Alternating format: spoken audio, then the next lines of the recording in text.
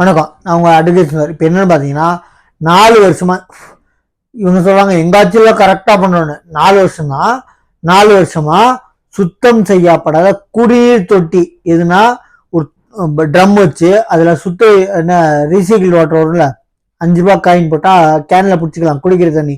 அந்த மாதிரி இருக்கிற இடத்துல சுத்திகரிக்கப்பட்ட தண்ணி வர இடத்துல 4 ஆண்டுகளுக்காக சுத்தம் செய்யப்படாத குடிநீர் தொட்டி. அந்த தொட்டிக்குள்ள பார்த்தீங்கன்னா கன்றாவே இருக்கு. நான் ஃபோட்டோ போடுறேன், அது கிளாரிட்டியே தெரியல.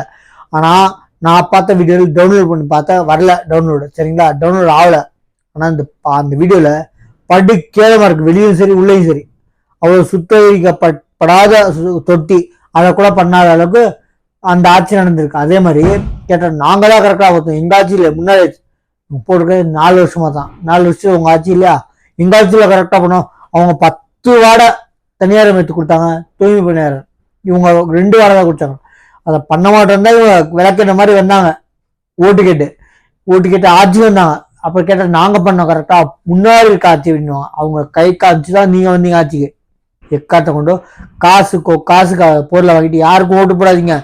அதான் காசு கொடுக்குறவங்க காசுக்காக மட்டுமே ஓட்டு போடாதீங்க. மாற்று கட்சிகள் வந்துருச்சு. நம்ம பிஜேபி, டிஎம்டிகே விஜயகாந்த் கட்சி, அதே மாதிரி நாம் தமிழர் கட்சி சீமானு, தமிழ்நாடு வெற்றி கழகம் விஜய் கட்சி, இந்த மாதிரி கட்சிகள் இருக்கு மாற்று கட்சிகள். திருப்பி காசுக்கான பொருளை வாங்கிட்டு ஓட்டு போடாதீங்க. நம்ம சேனலை சப்ஸ்கிரைப் பண்ணி பாருங்க. தேங்க்யூ.